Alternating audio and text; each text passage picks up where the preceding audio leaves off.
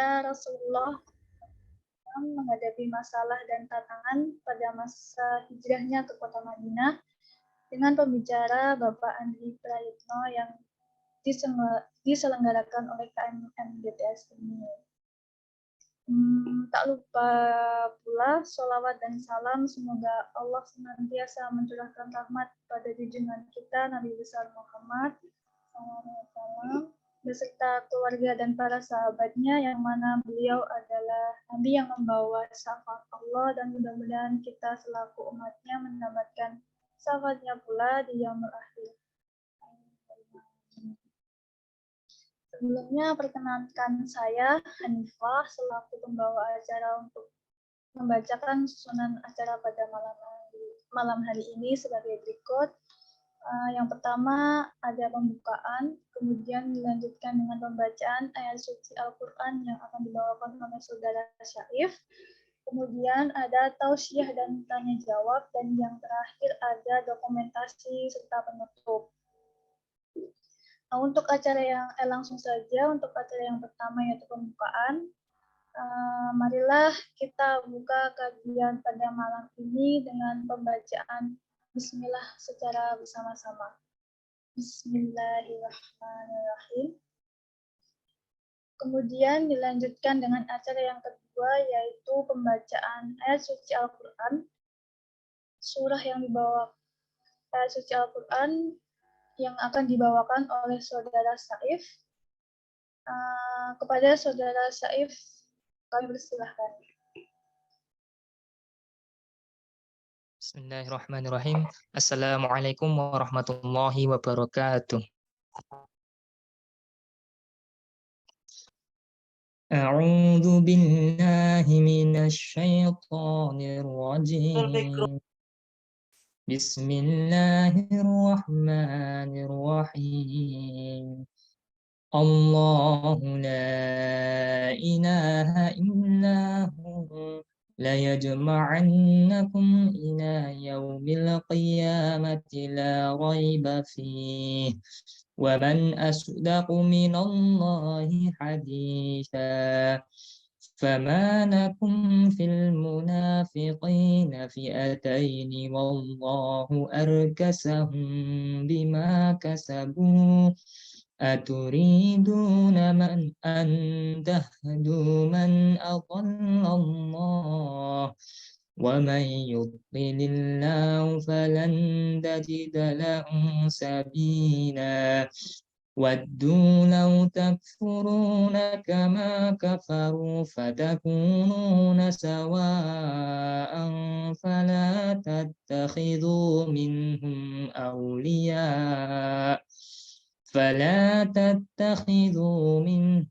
أولياء حتى يهاجروا في سبيل الله فإن تولوا فخذوهم واقتلوهم حيث وجدتموهم ولا تتخذوا منهم وليا ولا نصيرا إن الذين يصلون إلى قوم بينكم وبينهم ميثاق أو جاءوكم حسرت صدورهم أن يقاتلوكم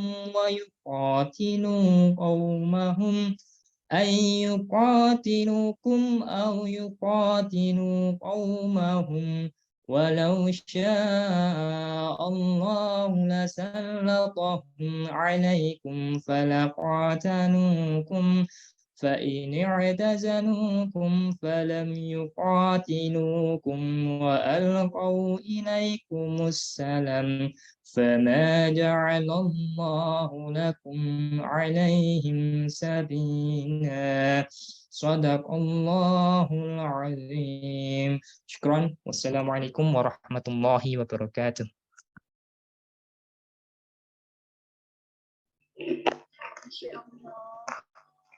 Terima kasih saudara saya sudah meluangkan waktunya. Kemudian untuk acara selanjutnya yaitu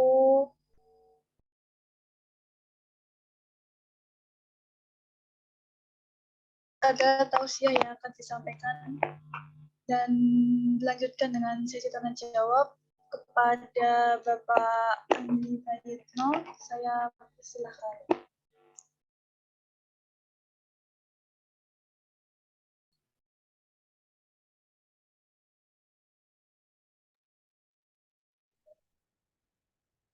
Baik, Assalamualaikum warahmatullahi wabarakatuh. Waalaikumsalam warahmatullahi wabarakatuh. Waalaikumsalam. Jelas ya suara saya? Jelas, aman. Jelas?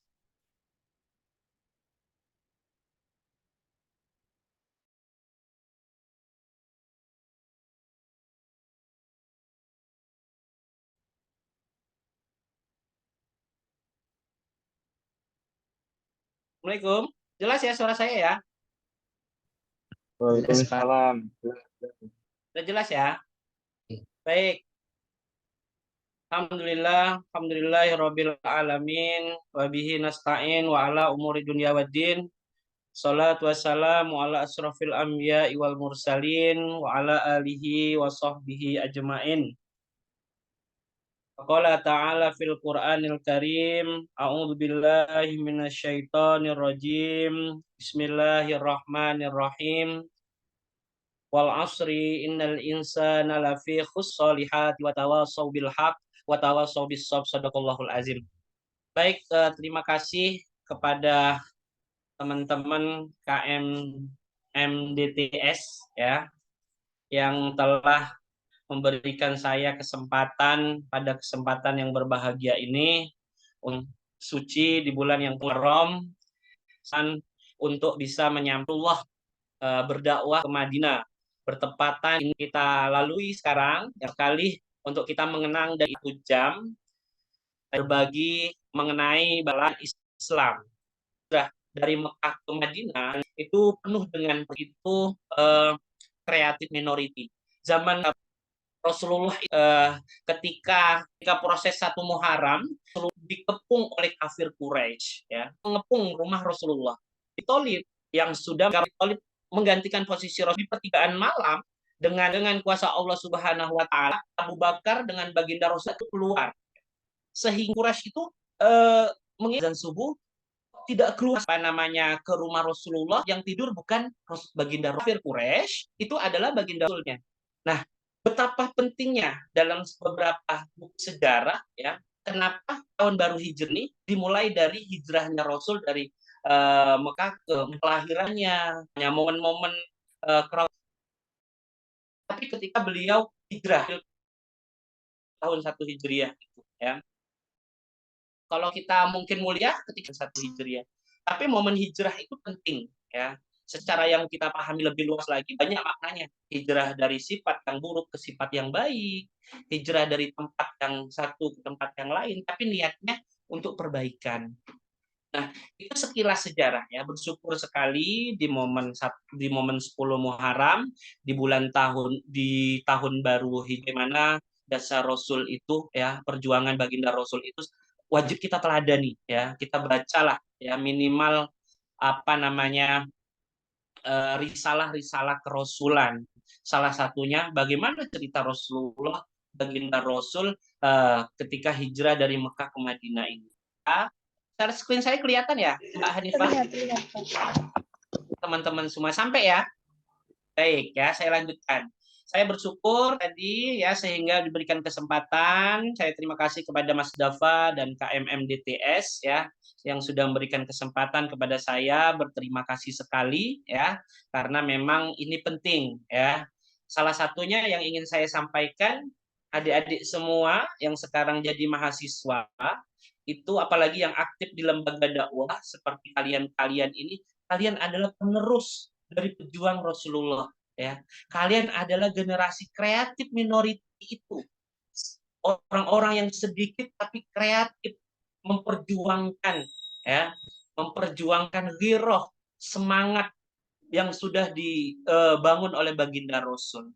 Dan saya berharap sekali memang ini istiqomah teman-teman ya jangan pernah minder, teman-teman jangan merasa ketertinggalan ya karena fokus kepada lembaga dakwah.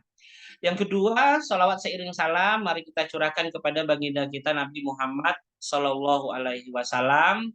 Sudah barang tentu kita menjadikan Nabi Muhammad sebagai suri tauladan, uswatun, karena laqad kana lakum fi Rasulillahi uswatun hasanah. Tidak ada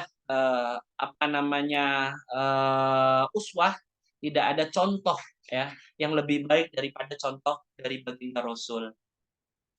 Saya berterima kasih sekali lagi kepada semua panitia yang sudah memberikan saya kesempatan. Selanjutnya, ini sedikit saya buatkan konsep kita ya, bagaimana sejarah Rasulullah Shallallahu Alaihi Wasallam. Yang pasti saya sarankan kepada adik-adik semua, teman-teman mahasiswa, teman-teman aktivis, jangan bosan ya untuk terus membaca bagaimana sejarah Rasulullah ya. Beli bila perlu ya sirah nabawiyah. Cetakan siapa saja, tulisan siapa saja, sirah nabawiyah ya. Itu dibeli karena itulah sebagai tuntunan kita untuk berjuang untuk terus mendalami Islam, mempertahankan Islam, terus-terus mentadaburi Islam dari ketauladanan Rasulullah. Yang pertama, paling tidak saya tuliskan ada 3 ya misi diutusnya Rasul. Yang ini udah sering disampaikan banyak orang mungkin ya. Yang pertama untuk menyempurnakan akhlak manusia ya karena memang Allah mengutus baginda Rasul untuk menyempurnakan akhlak ya sehingga akhlak-akhlak yang memang sudah diberikan contoh keteladanan ada pada diri Rasulullah Shallallahu Alaihi Wasallam. Dari akhlak mau tidur ya, dari akhlak tidur, akhlak makan, akhlak bertetangga, semuanya sudah Rasulullah contohkan kepada kita. Yang kedua, membangun manusia mulia dan bermanfaat ya. Apa yang diajarkan Rasul sudah barang tentu ya menjadi keteladanan ya, menjadi role model sebenarnya. Kalau kita umat Islam itu role model terbaik itu ya baginda Rasul itu ya. Ya konsep kebermanfaatannya ya jelas apa yang dilakukan oleh Rasulullah itu semua yang dilakukan oleh Rasulullah itu kebermanfaatannya lebih luas. Dan yang ketiga misinya adalah sebagai rahmat bagi seluruh alam. Ini membuktikan Rasul itu pemimpin, bukan hanya pemimpin umat Muslim ya, tapi umat manusia ya. Bahkan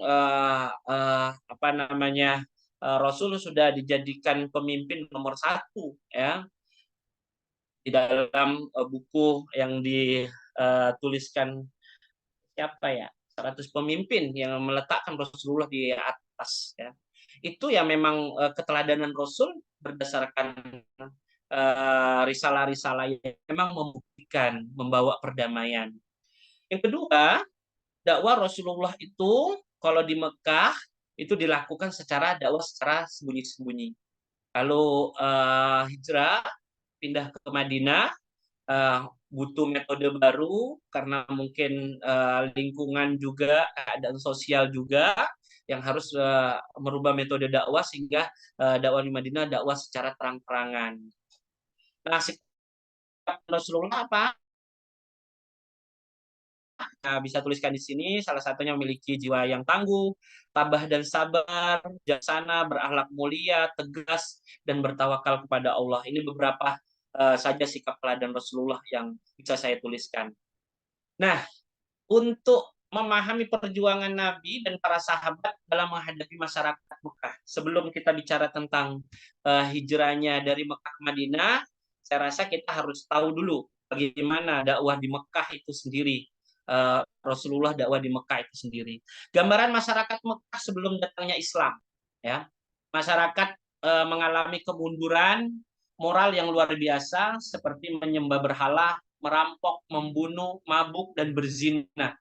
Ya, gambaran sebelum datangnya Islam. Ya, gambaran akhlak dan pribadi Rasulullah sudah barang tentu hadirnya Rasulullah di Mekah itu ya. Nabi Muhammad SAW memiliki sosok pribadi yang mulia dan agung, memiliki sifat jujur, amanah, pemberani, santun, pemurah, pemaaf, rendah hati, sederhana dan lain-lain. Nah, prinsip yang mungkin harus kita tanamkan ya dalam menyampaikan risalah Islam, menyampaikan dakwah Islam ini, kalau kita menyontohkan Rasul, Rasul itu dalam berdakwah, beliau tidak pernah marah ya kalau pribadi beliau itu dihina. Pribadi beliau dihina, keluarga beliau dihina, tidak pernah marah, tidak pernah ngajak perang, gitu kan, tidak pernah memberontak ketika pribadi. Kita tahu ya, Rasulullah dalam berdakwah diludahi, dilempari, tidak pernah marah, tapi dakwah terus jalan, ya. Tapi Rasulullah itu marah ketika ya agama Islam itu dilecehkan, Islam itu dihina, Islam itu direndahkan. Rasulullah sangat marah. Bahkan perang pun Rasulullah siap ya ketika Islam itu di. Jadi itu kita jadikan prinsip.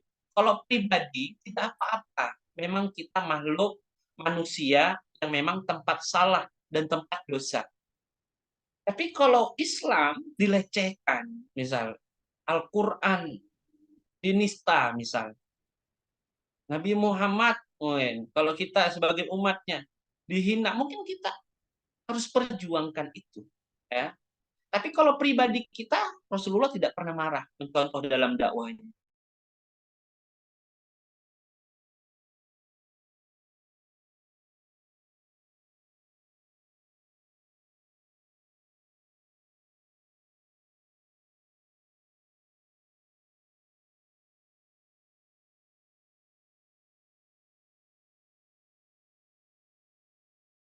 Ada orang-orang terdekat dan keluarga, dapat orang-orang pertama masuk Islam, as-sabiqul awwalun, ya.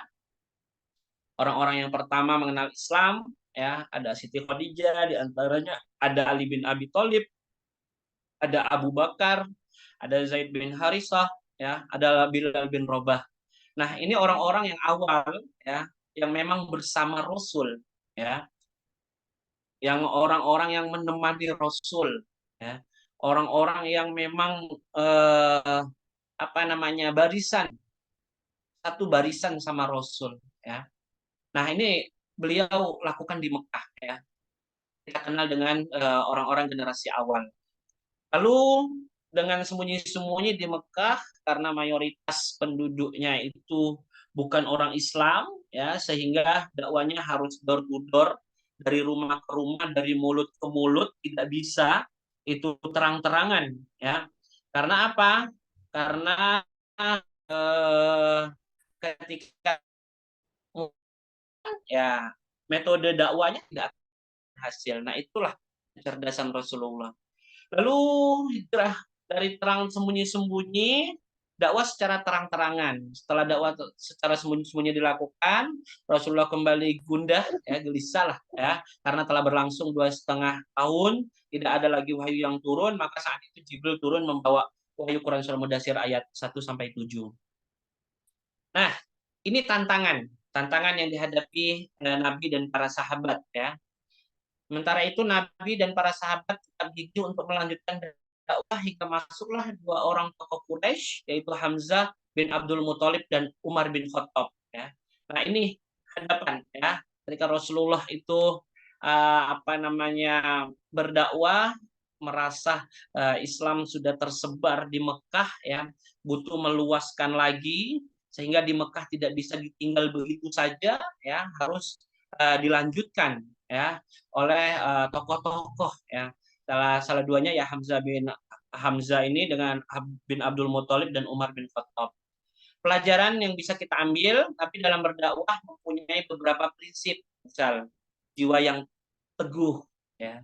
Jadi kalau melihat generasi sekarang yang memang teguh terhadap dakwah itu kayaknya sulit sekali. Komitmen terhadap terhadap lembaga lah, misal sekarang KMMDTS ini misal, ya. Kita lihat anggota KMMDTS ini berapa coba ya. Yang daftar pertama berapa, lalu yang berkontribusi nyata berapa, yang titip nama itu berapa, kayak gitu kan. Gayanya kalau secara kelembagaan banyak sekali gitu kan. Tapi yang aktif cuma 4 sampai 5 orang. Itu menunjukkan ya, beberapa kemarin sekitar 1 pekan yang lalu ya saya mengisi di Masjid Kampus juga itu mengenai peran pemuda terhadap agama ya. Mabit ya, kalau nggak salah Mabit adik-adik Rohis ya. Di situ tuh saya katakan ya, dari banyaknya siswa Muslim yang aktif ke Rohis itu bisa jadi hanya 10%, gitu kan? Sama yang mungkin banyaknya di teknik sipil, mungkin di 3 teknik sipil, mungkin ya itu berapa kayak gitu kan, yang aktif di KMDTS ini paling sampai lulus cuma 3 sampai 5 kayak gitu kan. Nah, ini orang-orang ya, kalau kalian yang sekarang menjadi pengurus ya, itu jangan pernah kalian kecewa atas pilihan kalian. Ya, di Quran surah Muhammad ayat 7 itu, kalau benar-benar kalian yakin, ya ayyuhalladzina amanu in tansurullah yansurkum wa yusabbit agamakum itu ya. Nah, barang siapa yang menolong agama Allah ya, menolong ini bukan dalam tanda kutip apa ya? Uh, uh, terus menyiarkan Islam, enggak kayak gitu kan. Dia komitmen saja. Misal KMMDTS ya. Jangan dijadikan alasan ya kuliah kalian rusak karena kalian aktif di KMMDTS. Sehingga alasannya aku mau fokus kuliah. Kayak gitu loh.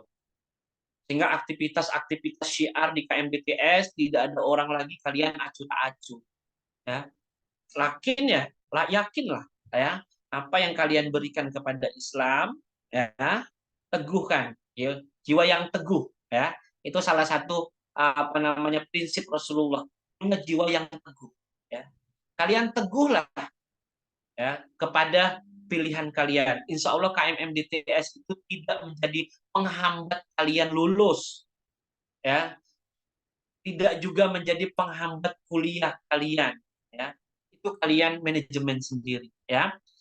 Tabah dan sabar prinsip Rasulullah ya, yang bisa kita ambil dalam berdakwah, sikap bijaksana, tegas, akhlak mulianya terutama ya, dan tawakal pada Allah. Setelah berusaha begitu banyak ya, yakinlah ya, apa yang kalian usahakan di KMMDTS itu ya, apa yang kalian ikhtiarkan, apa yang kalian kontribusikan, apa yang kalian doakan akan terwujud. Walaupun tidak langsung jawabnya. Setiap doa yang kalian panjatkan itu akan Allah kabulkan. Walaupun tidak langsung. Lah Mas Andre, lah itu orang nggak aktif di KMMDTS, IP-nya bagus, kayak gitu. Hidupnya tenang, kayak gitu. Tugasnya selesai, lapraknya tepat waktu terus, kayak gitu kan. Nah aku sholat terus misalnya, aktif banget, kayak gitu. Apalagi perasaan semua perintah Allah itu aku lakukan, tapi kok IP-ku nggak naik, nilaiku jelek misal ya, kayaknya Allah tidak adil kayak gitu kan. Nah akhirnya berpikiran seperti itu tuh ya, mengatakan Allah tidak adil. Nah yang kalian lihat teman-teman yang mohon maaf mungkin belum sholat, mungkin belum tertarik dengan perintah-perintah Allah, mungkin masih ya biasa hubungan dengan apa namanya lawan jenis ya, berpacaran bermesraan itu nikmat mungkin yang kalian lihat secara kasat mata ya, tapi itu adalah cobaan dari Allah ya. Jangan sampai kalian berubah, aku nih taat terus ya, tapi yang lain tuh nggak taat kok, malah yang lain lebih bahagia daripada saya, aku nggak taat sajalah, kayak gitu kan. Nah itulah cara-cara setan bagaimana ya mempengaruhi kita, terutama anak-anak muda ini, untuk tidak fokus terhadap dakwah, untuk tidak komit terhadap dakwah ya. Sehingga kita memang harus benar-benar menunjukkan ya bagaimana cara kita sebagai mahasiswa terutama, yang kedua sebagai seorang muslim ya, yang ketiga ya sebagai orang yang beriman ya. Kalau muslim saja belum tentu beriman ya, banyak yang muslim ya, tapi keimanannya ya tergantung mood lah ya, tergantung waktu. Nah, itulah ya. Nah, ini misi diutusnya Rasul ya, untuk menyempurnakan alat manusia ya. Sejarah telah mencatat bahwa masyarakat Mekah khususnya dan bangsa Arab pada umumnya dikenal sebagai masa jahiliyah ya. Rasulullah ya, sebelum datangnya Islam. Kata jahiliyah dapat dimaknai ya masyarakat yang masih awam lah, masih bodoh ya. Sehingga ya ketika Rasulullah datang ya membawa Islam dari kegelapan dengan zuluma ila nur kepada kecahayaan ya. Sehingga Islam itu ketika Rasul datang dari bodoh jadi cerdas ya. Berawal dari kondisi masyarakat Arab yang seperti itu, maka Allah mengutus Nabi untuk memberi penerangan dan pencerahan bagi kehidupan manusia. Jadi kalau kita kenal Rasul itu, itulah risalahnya, ya, membawa dari zaman jahiliyah menuju zaman terang benderang, ya, menuju zaman kemajuan. Ya, jadi hadirnya Islam itu benar-benar menjawab tantangan-tantangan umat manusia ketika itu. Rasulullah SAW bersabda, sesungguhnya aku diutus untuk menyempurnakan budi yang luhur atau akhlak yang mulia. Hadis riwayat Muslim. Nah, ini beberapa ya bagaimana Rasulullah ya memberikan kepada kita melalui firman-firman Allah ya mengenai keteladanan kontribusi Rasulullah itu terhadap Islam yang luar biasa ya. Nah, ini misinya sebagai rahmat bagi seluruh alam, misinya yang di atas manusia untuk membangun manusia mulia dan bermanfaat. Nah, ini kita bicara tentang hijrah ya, bagaimana hijrah Nabi SAW ke Madinah. Nah, ini sebelum kedatangan Nabi di Madinah bernama Yasrib ya. Sebelum Madinah ya. Dulu namanya Yasrib ya. Kondisi tanah di Madinah subur dan para penduduk memiliki usaha pertanian, perdagangan dan beternak. Dapat dua suku bangsa Arab yang selalu bermusuhan yaitu suku Aus dan Khazraj ya. Nah, inilah ya bagaimana hijrahnya Rasul dari Mekah ke Madinah itu benar-benar memberikan kebermanfaat lebih luas ya. Jadi kalau kita memaknai hijrah ya, berpindah tempat itu dari buruk ke baik ya. Kalau udah baik berarti ke lebih baik. Sehingga berpindah itu ya membuat kita ya harus memperbaiki diri, harus memperluas kebaikan, memperluas kebermanfaatan. Nah, peristiwa hijrah Nabi Muhammad SAW ke Madinah, kisah hijrah Nabi diawali dengan kejadian Bai'atul Aqabah 1 dan Bai'atul Aqabah 2. Kemudian dalam proses hijrahnya, beliau kan Abu Bakar singgah di Gua Hira selama 3 hari, lalu di tengah perjalanan melalui membangun masjid yang bernama Masjid Kuba. Nah, inilah ya yang cerita awal hijrahnya. Jadi Rasulullah itu hijrah di teman Abu Bakar yang menggantikan Rasulullah di rumahnya di Mekah itu yang dikepung kafir Quraisy itu ada pada Ali ya. Ke Madinah secara fisik ditandai dengan dibangunnya Masjid Nabawi. Nah, ini singkat ya. Nanti bisa dibaca di mana-mana, sejarah ini sudah terdokumentasi. Nah, Rasulullah itu membangun ya masyarakat Madinah ya dalam membangun yang pertama melalui sistem sosial ekonomi. Kalau kita tahu ekonomi ini sangat apa namanya? Sangat membuat umat ya itu bisa menjual akidahnya ya. Jadi orang kelaparan itu jangan ditawarin sholat. Orang yang kelaparan itu ditawari makan ya. Jadi bukan hanya sabar. Kalau orang kelaparan berusaha untuk mengasihnya makan, dan dengan sudah dikasih makan ya itu insya Allah dia bisa terpenuhi ya perutnya sehingga dia baru bisa mikir. Jadi kalau orang lapar kalian kasih ayat maka mental. Kalau orang lapar dikasih makan, filosofinya ya. Jadi makanya melalui sistem sosial ekonomi pertama kali ya pendapat utama pada Rasulullah SAW adalah yang pertama primer, ya. Rasulullah ya pendapatan dari zakat, ya.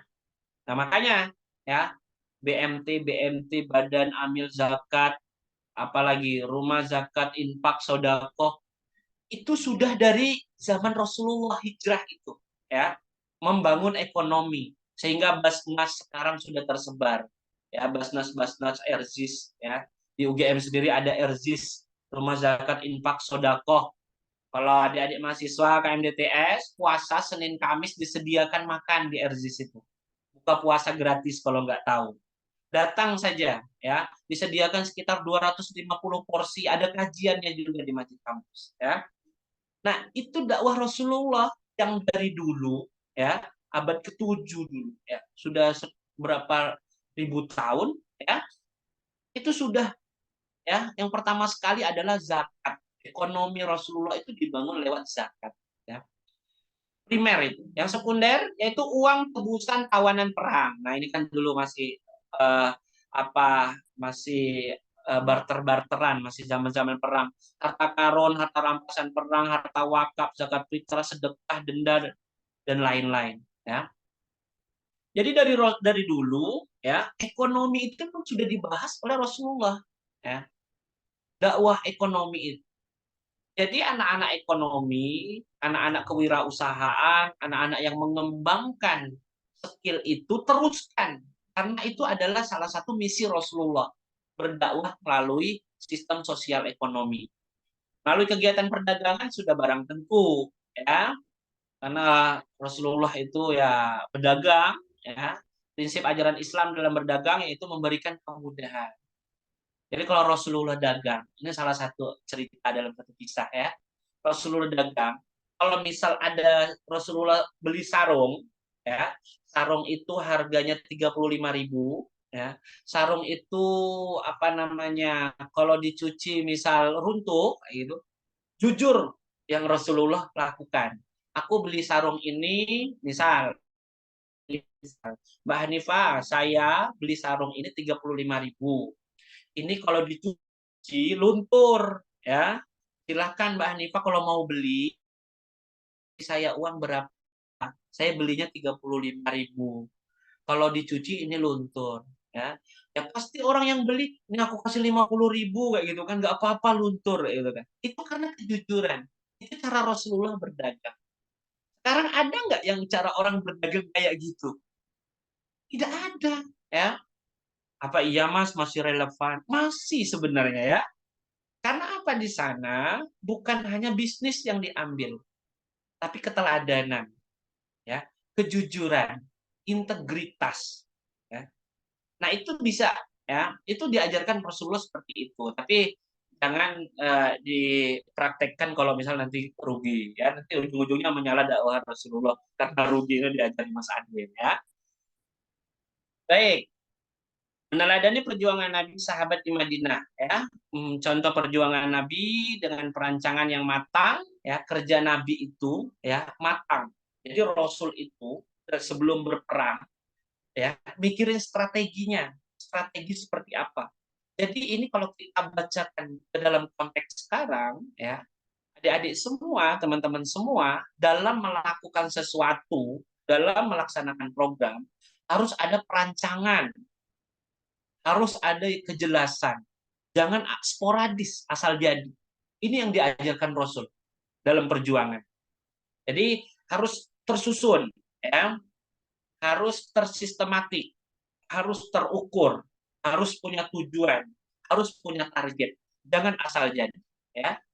Nah, ini juga ya bisa dilihat juga, ya, dengan kerjasama yang baik, sudah barang tentu, keikhlasan yang tulus, pengorbanan yang besar, jalinan persaudaraan, dan bangga sebagai seorang Muslim. Nah, ini beberapa yang bisa saya sampaikan. Pada poinnya, ya, saya ingin menyampaikan Rasulullah itu hijrah, ya, dari Mekah ke Madinah itu benar-benar, ya, dengan para sahabat-sahabat yang sedikit tapi punya strategi, punya kreativitas. Nah, dalam konteks ini ya, saya membaca ya, butuhnya kita dalam konteks sekarang itu ya, yang dikit ini harus punya kreativitas ya. Kalian yang di KMM BTS, walaupun mungkin hanya 10 orang ya, teruskan perjuangan itu. Anggaplah kalian itu sebagai orang yang kreatif minority, orang yang yang punya ide inovasi tapi sedikit ya. Karena rumus orang sekarang, rumus anak muda sekarang ya, itu rumusnya akan melakukan sesuatu apabila banyak dilakukan seseorang. Termasuk kebenaran sekarang itu menjadi abu-abu. Apabila sering atau banyak dilakukan seorang, seolah sesuatu itu benar. Padahal di dalam Islam, kebenaran itu bukan karena banyaknya dilakukan oleh seseorang. Kebenaran itu ya benar apabila ya itu semua diperintahkan oleh Al-Qur'an, ada tuntunannya, ya, disunahkan oleh Rasul dan mungkin disepakati oleh para ulama. Nah, ini yang mungkin harus kita pegang ya. Jadi anak muda jangan suka menjadi anak muda ikut-ikutan tren, asal viral ya, asal apa namanya? Asal asal terkenal ya, asal eksis.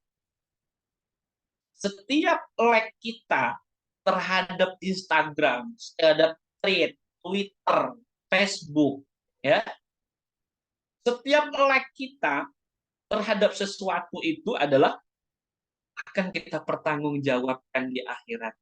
Jadi jangan sering-sering nge-like sesuatu yang tidak bermanfaat. Karena apapun itu yang kita lakukan di muka bumi ini nanti akan ada pertanggungjawabannya.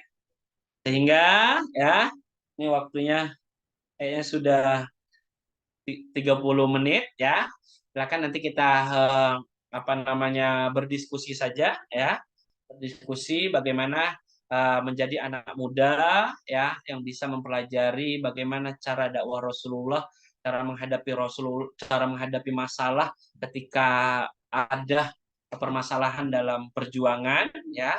Bagaimana belajar dari kisah hijrahnya Rasulullah dari Mekah ke Madinah ini kita kontekskan dengan kebutuhan kita saat ini. Mungkin itu saja yang bisa saya sampaikan, Mbak Hanifah. Monggo saya serahkan kepada Mbak Hanifah untuk kita bisa diskusi lebih dalam lagi. Terima kasih. Monggo Mbak Hanifah. Terima kasih Pak. Kami ucapkan sekali lagi terima kasih kepada Bapak Andris atas ilmu yang telah diberikan kepada kami. Semoga ya ini dapat menambah rasa cinta dan takwa kita kepada Allah Subhanahu wa taala. Mungkin sebelum kita tutup nih, apakah dari teman-teman ada yang ingin ditanyakan mumpung lah ketemu sama yang lebih lah ilmunya gitu. Kira-kira ada nggak nih yang mau tanya?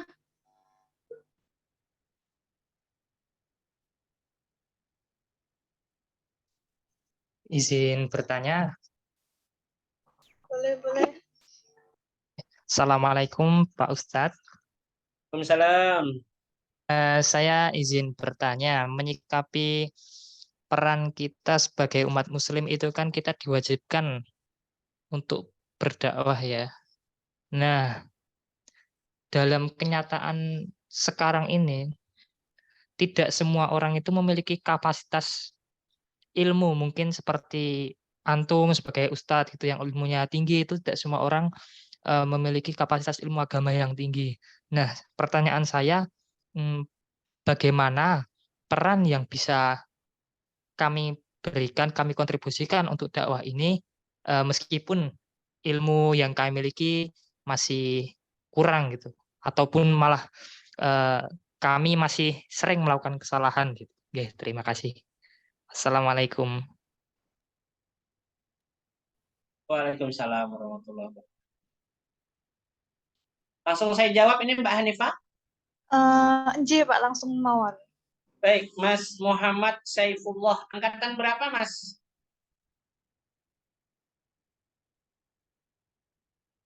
Mas Saifullah angkatan berapa? Angkatan 22 saya, Pak. Masih baru banget ya. Baru mau nyambut adik-adiknya ya. Iya, Baik, Pak. Mas Saifullah ya. Dakwah itu tidak ribet, Mas ya. Dakwah itu tidak mesti jadi ustadz. Saya juga belum ustadz loh sebenarnya ya. Saya juga masih 17 tahun juga ini ya. Nah, eh, saya itu ya mengembangkan, saya itu kepala sekolah. Saya kan kepala sekolah ya. Jadi saya kepala sekolah sudah hampir 5 tahun ya. Selalu saya sampaikan kepada baik murid-murid saya SMP, SMA, ya termasuklah uh, para aktivis-aktivis dakwah di berbagai tempat saya ngisi, ya. Berdakwah itu bukan hanya menyampaikan risalah Islam, ya. Berdakwah itu bukan tanggung jawab orang yang alumni pesantren. Dan berdakwah itu bukan hanya tugas dari para ustadz. Ya. Sertifikasi ustadz saja tidak ada, Mas Saifullah. Siapa yang beri sertifikasi ini ustadz? Saya Andre, Ustadz Andre misal. Siapa? Tidak ada sertifikasi ustadz. Sertifikasi yang benar-benar harus administrasi ciri ustadz, misal hafal 30 juz, tidak ada. Ya. Itu hanya tuntutan sosial masyarakat saja. Oh, dia sering khotbah, panggil ustadz. Oh, dia sering ngisi kajian, panggil ustadz. Kira-kira kajiannya lebih tinggi lagi, panggil kiai, gitu kan? Nah, itu stereotip-stereotip yang memang diberikan label itu oleh masyarakat. Nah, tugas kita ya saat ini, adik-adik semua yang fokus kepada keilmuan, kembangkan dakwah lewat ilmu kalian. Ya, ilmu itu ada dua. Ya, kalau kita pakai pemikirannya Syekh Muhammad Naqib Alatas, ilmuwan modern ini, ya, ilmu itu ada dua. Yang pertama itu ilmu fardu ain. Ilmu fardu ain ini adalah ilmu yang wajib dipelajari. Ilmu apa itu? Ilmu akidah. Ya, kita sebagai orang Islam harus punya akidah lah. Ya. Ilmu apa itu? Ilmu Al-Quran. Ya, paling tidak kita bisa baca Quran. Walaupun tidak hafal bisa baca. Kalaupun belum bisa baca, mau belajar baca Quran. Ilmu fikih, ilmu yang lain-lain. Itu wajib bagi kita. Karena kita mau sholat, mau zakat, mau puasa, mau haji, itu harus tahu rukun dan syaratnya. Ya. Dan itu harus kita lakukan dalam kehidupan sehari-hari. Itu ilmu wajib. Nah, kita concern kepada keilmuan. Ini adalah ilmu fardu kifayah. Kayak sama halnya kita hukum menyolatkan jenazah. Jadi setiap kita umat Islam itu punya tanggung jawab moral ya terhadap keilmuan yang kita kembangkan. Harus ada yang ahli dalam desain rumah misalnya. Harus ada yang ahli orang muslim itu ya dalam proses pembangunan IT, teknologi, aplikasi dan lain-lain. Harus ada. Nah, kita dakwahnya lewat sana. Terus dengan apa kita dakwahnya? Dengan keteladanan. Kita seorang muslim, kita seorang ilmuwan, intelektual muslim. Intelektual kita ada pada keilmuan kita. Muslim kita ada pada kepribadian. Jadi muslim itu ada pada kepribadian. Ya. Misal di Jepang sedikit orang muslim, tapi Islam berjalan di sana, kedisiplinan, tanggung jawab bisa. Tapi muslim dikit di sana, minoritas muslim, tapi nilai-nilai Islam ada. Kalau kita di Timur Timur nih muslim banyak, tapi nilai-nilai Islamnya tidak ada, korupsi misal, ya. Sekarang misal LGBT misal, ya. Sekarang apalagi budaya-budaya korup kita luar biasa, ya budaya-budaya asusila kita luar biasa. kita di negara-negara Muslim, ya, tapi Islam, nilai-nilai Islam tidak dikembangkan. Tapi di negara-negara Barat, ya, yang minoritas Muslim, tapi di sana nilai-nilai Islam tertukar kayak gitu loh. Nah, Muslim itu ada pada kepribadian, ya. Jadi peran kita itu sebagai seorang Muslim menjadi pribadi yang baik. Itu tadi risalah akhlak, Rasulullah diutus untuk menyempurnakan akhlak. Jadi dakwah itu tidak mesti harus khotam dulu Al-Quran 30 juz baru, ya. Sampaikan walau hanya satu ayat. Setiap kebaikan yang kita sampaikan, kita bagikan ke siapa saja, itu sudah dakwah. Jadi tidak ada syarat dakwah harus jadi ustadz. Itu tidak ada sertifikasi. Jadi sebagai seorang mahasiswa, sebagai seorang yang mungkin menganggap diri ini jauh dari pengetahuan Islam, teruslah belajar. Tapi sebagai seorang Muslim, teruslah menjadi yang taat. Sebagai seorang mahasiswa intelektual, kembangkan ilmu pengetahuan tanpa meninggalkan ketaatan kepada Allah Subhanahu wa taala. Begitu Mas Saifullah. Nggih Ustaz. Syukran jazakumullah khairan.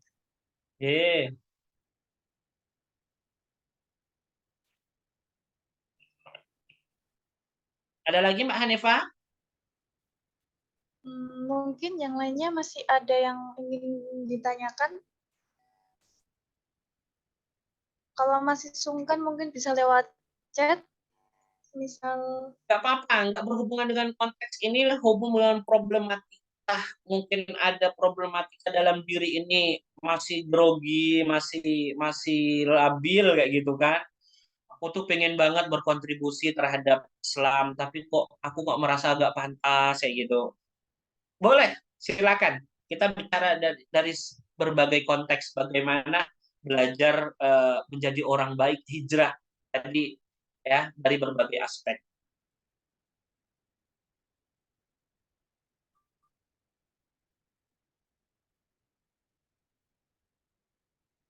Monggo, Mas Fadil. Banyak. Ini kan dulu pas oprek KMM kan banyak yang kayak, wah aku nggak pantas nih masuk KMM. Itu apakah ada strategi atau cara-cara gimana biar teman-teman tuh bisa ikut kontribusi ke KMM tuh? Terima kasih. Assalamualaikum. Salam. Ini Fadil sebagai apa nih di KMM? Alhamdulillah diamanai sebagai masuk. Oh, Mas. Oh, iya. Nah, Del, ya, namanya lembaga Islam, ya, terutama lembaga dakwah sekarang sudah dilabel radikal, ya. Jadi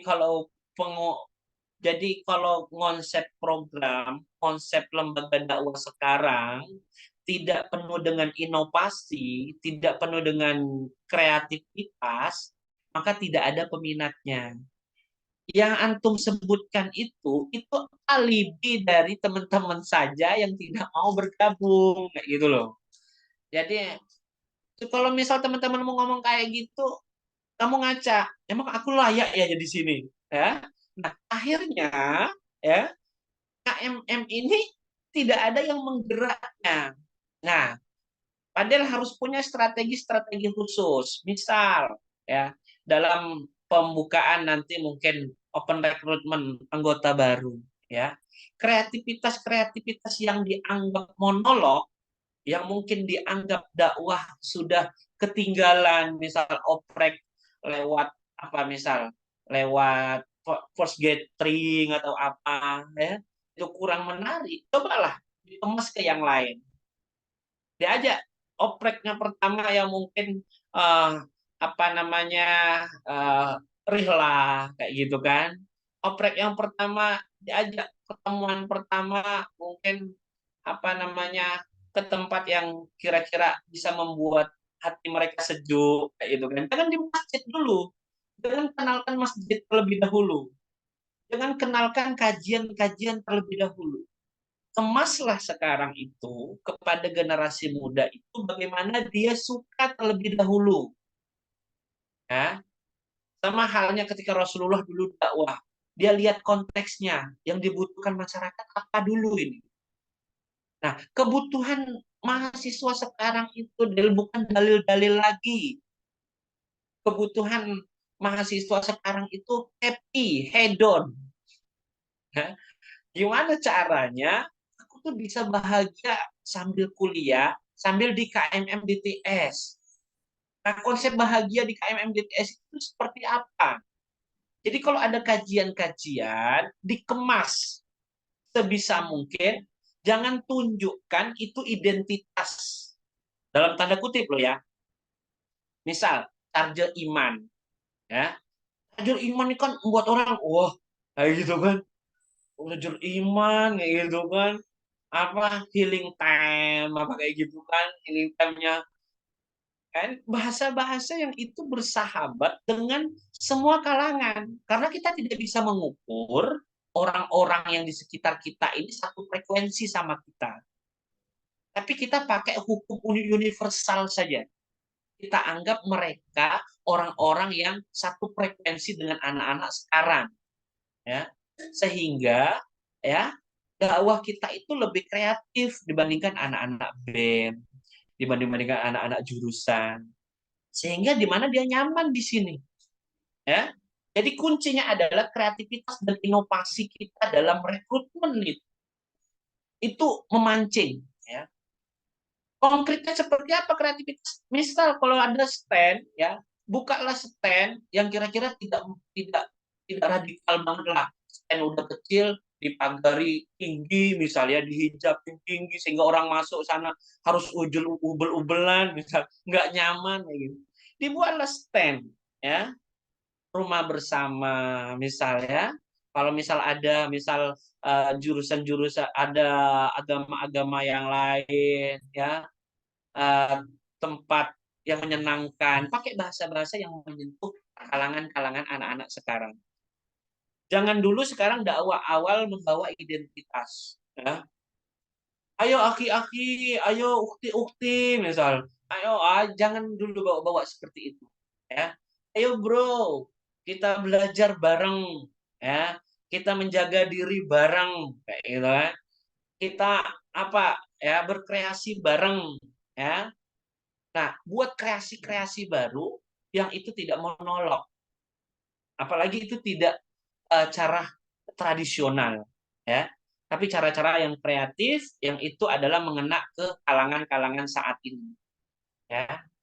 Begitu Fadil ya.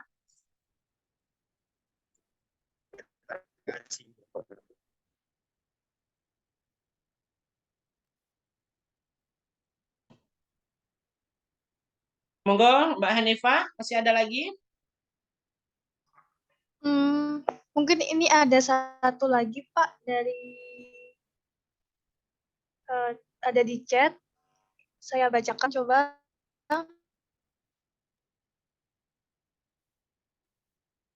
Coba. Izin bertanya Pak, contoh adaptasi dengan lingkungan terdekat itu apakah boleh? Semisal teman dekat kita yang kurang baik, mungkin ada yang mabok atau ada yang masih suka judi, itu kita ingatkan tapi dengan cara yang perlahan, dengan tidak mengatakan atau menjudge bahwa yang dilakukan dia itu salah. Berharap dengan cara pendekatan ini agar ia bisa sadar pada nantinya bahwa yang dilakukan dia itu salah. Seperti itu Pak Ustadz, terima kasih. Baik, Pak, ya. untuk jawaban. Aku tuh kadang-kadang masih dapat sering bisikan-bisikan juga ya. Wah, ini saya nggak bawa label ya. Ya, di beberapa kalangan mahasiswa itu dapat kabar saja ya. Kalau misal makrab itu masih minum-minuman. Ya. Makrab misal masihlah melampaui batas ya. Kita pun Fadil terhadap yang seperti itu, kita jangan anti ya. Jangan kita merasa diri kita ini lebih suci. Ya. dalam berdakwah kita jangan pernah sesekali merasa seperti itu. Karena kita tidak tahu apa kita husnul khotimah kayak itu atau kita justru su'ul khotimah. Lebih baik mantan preman daripada mantan ustadz.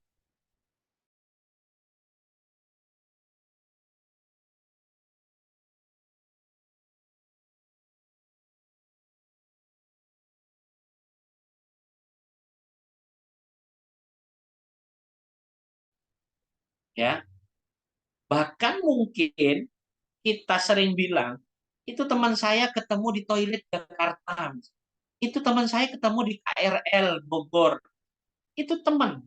Pada prinsipnya teman itu siapa saja kita berteman. Prinsip berteman, apabila teman salah, itu maka maklum, ya, maklum. Termasuklah ini, misal kenal nih, baru kenal di satu jurusan di KMM DTS, baru kenal banget. Rupanya aku berteman udah seminggu ya baik, sebulan rupanya, wah udah mabok, udah tahu sifatnya, ya, udah tahu bawaannya, udah mulai besok saya nggak mau lagi berteman karena dia membuat diri saya, lingkungan saya, membuat kepribadian saya rusak, gitu kan. Itu pilihan sebenarnya tidak salah, tapi pilihan yang tidak tepat, ya. Pilihan yang tepat justru ketika kita melihat ada yang salah, ya, kita cari cara, cari metode bagaimana, ya, kita bisa membawa teman kita ini dari yang mungkin tidak mengerti kalau mabuk itu haram, misal dalam Islam kayak gitu kan, dilarang ini ayatnya, perlahan-lahan, tapi jangan dijauhi. Jangan orang mabuk haram, dosa, kafir, neraka, mati kayak gitu. Jangan, hindari, ya, hindari berdakwah dengan seperti itu, ya. Apalagi di zaman sekarang, ya. Jangan mudah untuk menyalahkan orang lain, walaupun itu salah, sudah jelas salahnya, ya. Karena jangan-jangan itulah jalan kita ke surga, jangan-jangan itu. Kalau teman itu mabok, gara-gara dia berteman sama kita, dengan kepribadian kita, dengan kebiasaan kita, dengan keteladanan kita, dengan kejujuran kita, ya dia berubah karena kita, itulah jalan surga kita. Ya. Jangan sulit-sulit cari jalan ke surga itu. Ya. Mudah, ada di sekitarmu jalan ke surga itu. Jadi bagi yang bertanya tadi, ya, itu perilaku yang sudah baik. Ketika melihat kemungkaran, ya, ada 3 kan? Kalau kita melihat kemungkaran ada 3. Yang pertama yaitu dengan apa? Yang pertama dengan lisan, ya.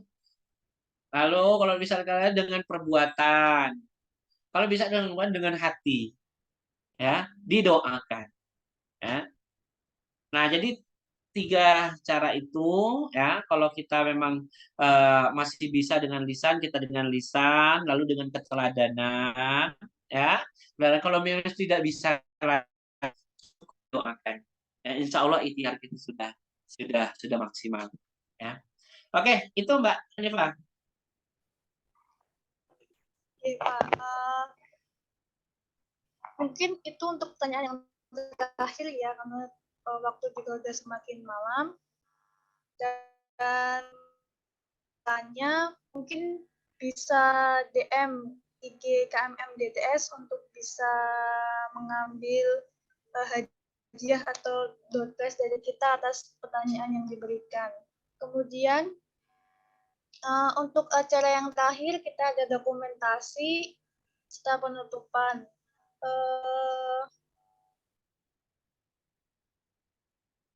Untuk teman-teman yang belum on cam bisa minta tolong on cam biar kelihatan nih muka-muka soleh-solehnya.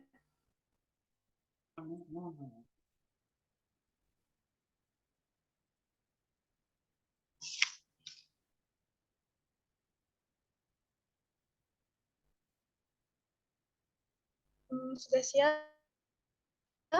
Kalau belum,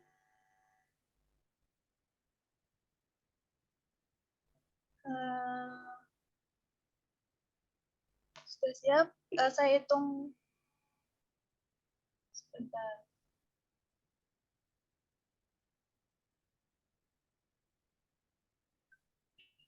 Saya hitung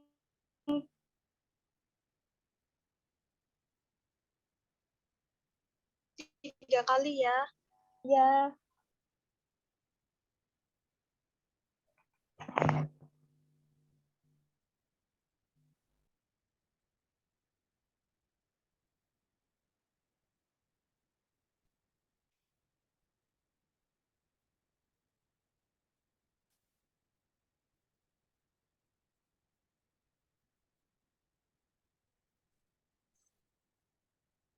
Yuk, yuk teman-teman, yuk aku ya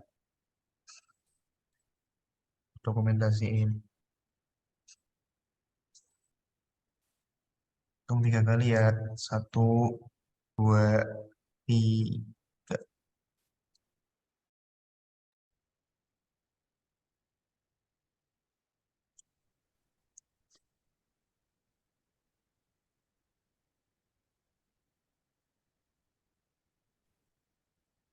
Recording in progress. Sekali lagi guys. Oke, sekali lagi. 1, 2, 3. Ya,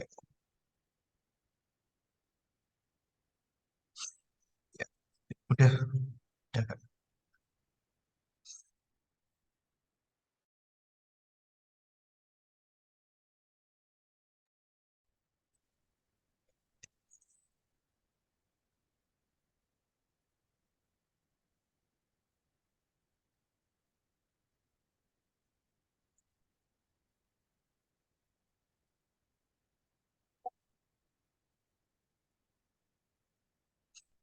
Pak Andi yang mengisi pada malam hari ini, dan semoga atas ilmu yang telah diberikan kita bisa menambah rasa cinta dan takwa kita kepada Allah Subhanahu wa taala. Amin. Dan tibalah kita di penghujung acara. Kami selaku panitia dari kajian pada malam hari ini mengucapkan mohon maaf apabila ada tutur kata yang tidak pas atau kalimat yang tidak bermanfaat, atau mungkin ucapan yang kurang berkenan di hati. Dan marilah acara pengajian pada malam hari ini kita tutup dengan bacaan hamdalah bersama-sama. Alhamdulillah.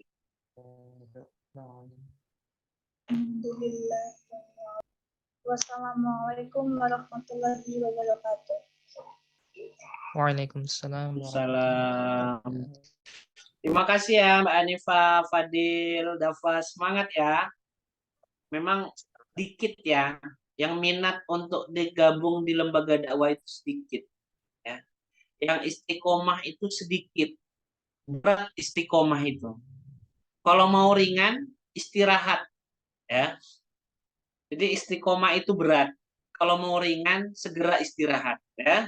Jadi mudah-mudahan teman-teman semua ya bisa istiqomah ya, walaupun sedikit menjadilah kreatif minority tadi ya. Jadi kalau tidak bisa istiqomah lagi, kalau mau ringan segera istirahat. Namanya istirahat kalau mau ringan. Kalau mau berjuang istiqomah ya, memang berat jadi istiqomah. Oke, terima kasih ya semuanya, Saifullah, Hera dan yang lain-lain. Terima kasih. Mudah-mudahan bermanfaat. Saya izin lab ya. Assalamualaikum.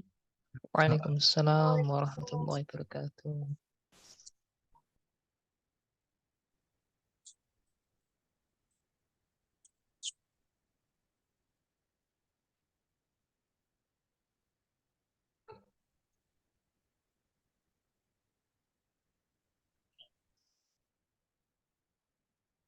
Ini.